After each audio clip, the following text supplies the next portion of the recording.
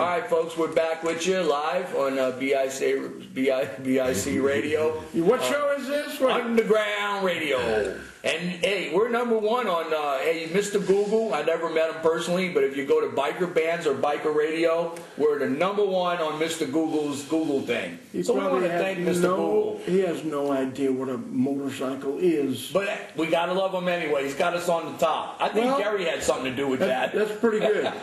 Anyway, we're back with Mickey, and we were talking about the song. Well, we were talking about when we recorded the song Ruby Don't Take Your Love to Town. Right. And just to paraphrase what we were talking about, we had to do one song. We only had 20 minutes. We needed it for this album. Jimmy Bowen says, what do you have that we can do in 20 minutes? And Kenny said, well, we found this old Mel Tillis song that we found it actually on a Roger Miller album. It's called Ruby Don't Take Your Love to Town. He said, well, run it down for me, let me hear it. So I kick it off on the drums. You painted up your lips and rolled and curled your tinted hair. Well, long story short, he stopped. He said, we got to cut that. We need that. That's perfect. So we record it. We do the track in one take. They do 2 vocal passes, and it's done. We did it in less than 20 minutes. We put it on an album. It was on an album called The First Edition 69. The record company started getting all these calls from radio stations all over the country. Hey, when is this record coming out? What record? This Ruby record. Well, it's on the album. It's on The First Edition 69. It's not a single. With the new single is Once Again She's All Alone, to follow up But You Know I Love You. Well, we're playing Ruby Don't Take Your Love to Town every other song, and our switchboards are lit up like Christmas. So we had to find a way to get that song out. Now, at this point in time, we are just the first edition. And we went into a meeting at Reprise, and the president of Reprise, Mo Austin, said, well, it's a great record. Who's singing lead on it? I said, well, that's Kenny.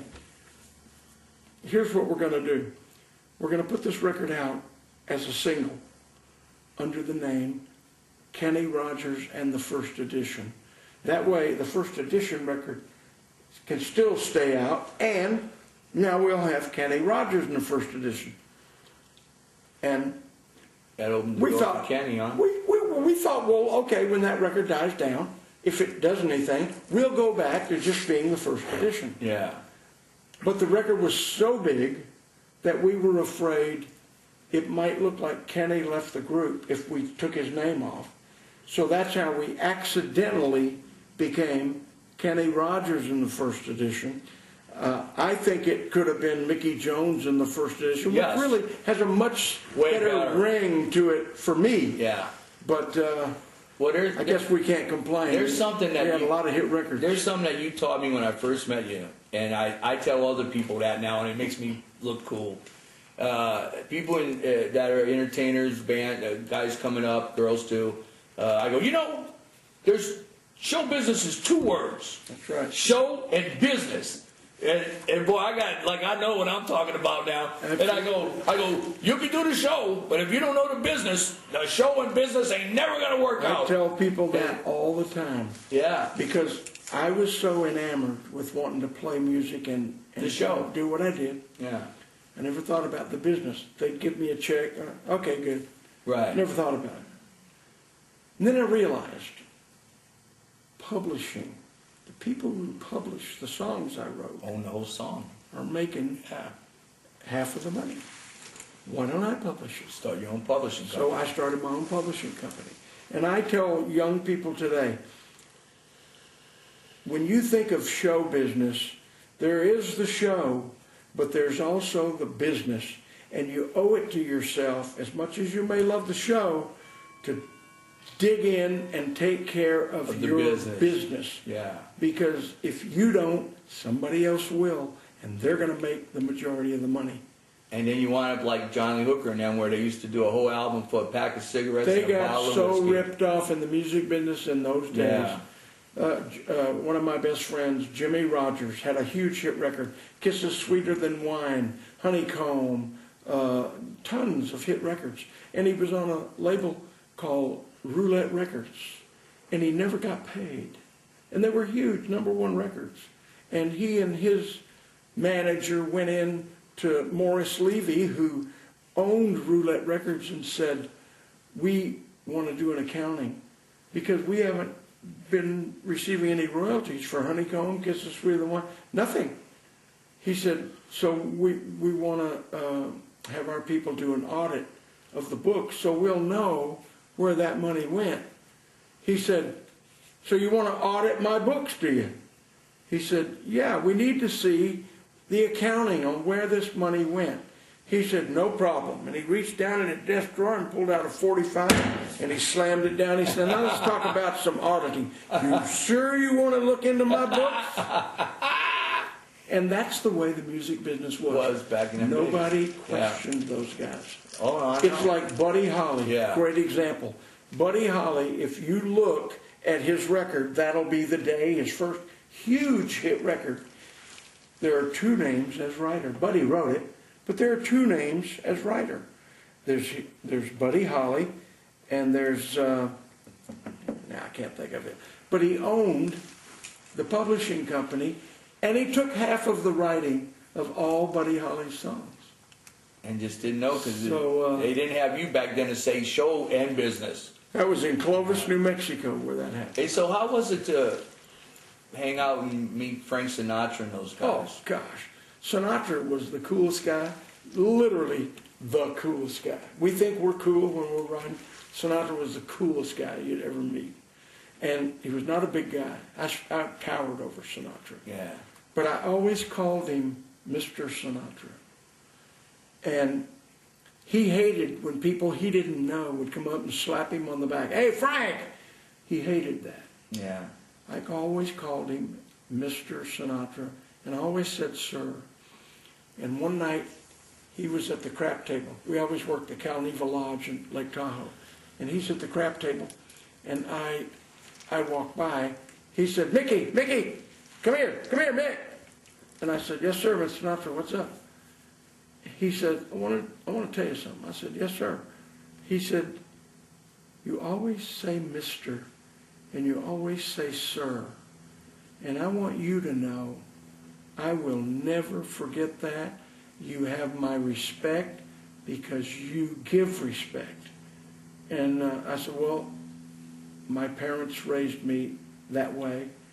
And even to this day, people call me Mr. Jones. I say, Mr. Jones is my dad. You know, I'm Mickey. Yeah. But Frank Kids Sinatra, nowadays don't do that. Frank Sinatra was so nice to me. When my mom and dad would come to Lake Tahoe to see us, Sinatra would put them front row ringside for the Rat Pack. Wow. And my mom and dad will never forget that. I took my mom back in the dressing room one day to meet Sinatra. I thought she's going to have a heart attack. And he hugged her, kissed her, and he pulled out a script of a movie called Four for Texas that he was doing. And he wrote on there, to my gal Fran, with love, hugs, and kisses, Frank Sinatra. Wow. And I don't know that she cherished anything more than that in her life.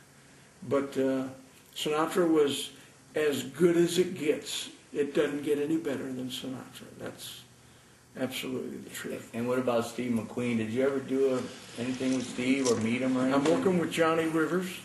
Johnny Rivers called me up and he said, are you free Sunday afternoon? And I said, yeah, what do you want to do? He said, because Steve McQueen used to come in the Whiskey A Go-Go all the time. We talked to him and visit. And he said, Steve McQueen wants us to come up to his house. Wow. I said, oh yeah, I'm free Sunday. So we go up to Steve McQueen's house, me and Johnny Rivers and Joe Osborne, our bass player. And Steve McQueen, he said, I wanted to talk to you guys here. I didn't want to try to talk to you about this at the club. But I'm involved doing a charity thing with a group called the Foundation for the Junior Blind. And could I talk you guys to come in with me to their big event and maybe playing 3 or 4 songs? And we said, yeah, we'll do that. And at that point, he said, good, because we're having dinner here in a minute. And we had dinner with Yeah. Steve. And I asked him about that cut down 4440. It looked like a 30-30, but Yeah. a little 4440 Winchester lever action it was only about that long. And he carried it like a pistol. Right. And he said, yeah, hold on. And he goes back and he gets that gun and Wow. brings it out to me. He said, we actually made 3 of these. One is pristine, that's the one I have. The other 2 got beat up, thrown off the horse and all this stuff. Yeah. And we auctioned those off for charity. But this is the original, it's the one and only, and I have it. Wow. And here I am sitting there. No kidding. I'm like Wow. I'm like a 12-year-old kid, man. Yeah, man. So McQueen was one of the, and then I worked on his next to the last movie. Yeah. The next to the last movie he did was a Western called Tom Horn. That was a great movie. And True I'm in story. Tom Horn. Yeah. And every night we're staying in Tucson, and every night after work, me and my 2 buddies that played fiddle I'd take my guitar and they'd take their fiddle, and we'd go over to Steve's room and just play for a couple hours, And he loved it. How many instruments do you play? I play. I've seen you play piano. Well, I play enough piano to fool somebody that doesn't play. Same with guitar. I play enough guitar to fool somebody that doesn't play. I play 2 or 3 tunes on the fiddle, but I made my living as a drummer, and I don't play drums anymore. I reached a point that it was time to pull the plug. I don't like traveling today. Going through all that security and all that crap at the airport is a pain in the ass as far as I'm concerned. When the first edition was together, if I had a 7:30 flight at LAX, I'd get to the airport about 10 after 7. And the car would pull up and I'd get out and the roadies would take my luggage and put me in a golf cart and drive me to the gate, and we'd pre-board. Yeah. We were rock stars. Yeah. But it ain't that way today. Not I don't exactly care who everybody. you are. Right. Even grandma. Even you have to go through security. Oh, twice. I was going to say probably a couple times. Even twice. Yeah. So that was when I finally got to the end. I don't enjoy playing drums anymore. I can still play.